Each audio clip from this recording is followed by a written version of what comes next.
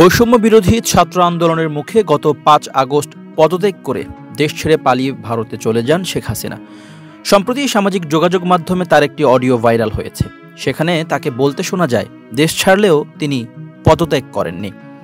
শেখ হাসিনা বলেন, আমি তো পদত্যাগ করিনি। আর্টিকেল ৫৭ অনুযায়ী আমার পদত্যাগ করা হয়নি। নিরাপত্তার জন্য আমাকে সরে যেতে হয়, কিন্তু আমার পদত্যাগ হয়নি। বিষয়টি অনেকের মাঝে কৌতূহলের সৃষ্টি করেছে। যদিও শেখ হাসিনা পালিয়ে যাওয়ার পরে রাষ্ট্রপতি জাতির উদ্দেশ্যে দেওয়া তার ভাষণে বলেছিলেন, প্রধানমন্ত্রী শেখ হাসিনা আজ রাষ্ট্রপতির কাছে পদত্যাগপত্র জমা দিয়েছেন, আমি তা গ্রহণ করেছি। এ বিষয়ে আইনজীবী রুহুল কুদ্দুস কাজল বলেন, পদত্যাগ না করলে জাতির উদ্দেশ্যে ভাষণে রাষ্ট্রপতি কেন বলেছিলেন শেখ হাসিনা পদত্যাগ করেছেন এবং তিনি সেটি গ্রহণ করেছেন? সে সময় তো ৩ বাহিনীর প্রধানও তার পেছনে দাঁড়িয়েছিলেন। কেনই বা শেখ হাসিনা পদত্যাগের পর যে সাংবিধানিক শূন্যতা তৈরি হয় তা নিয়ে আপিল বিভাগ রুলিং দিয়েছিলেন।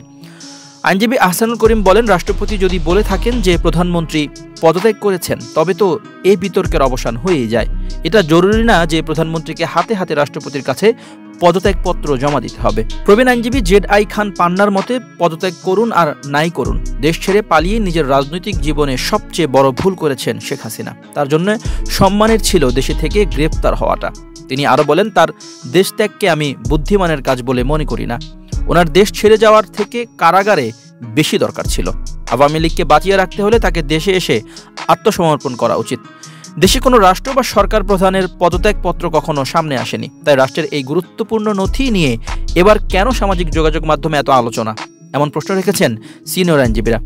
অন্যদিকে একটি পদত্যাগপত্র সামাজিক মাধ্যমে ভাইরাল হয়েছে। সেটিতে দেখা যায়, রাষ্ট্রপতি বরাবর প্রধানমন্ত্রী শেখ হাসিনা তার স্বাক্ষর সম্বলিত একটি পদত্যাগপত্র ভাইরাল হয়েছে। এটা নিয়েও চলছে নানান সমালোচনা আলোচনা। এটি কি আসলেই সত্যি নাকি কোনো ফেক পদত্যাগপত্র?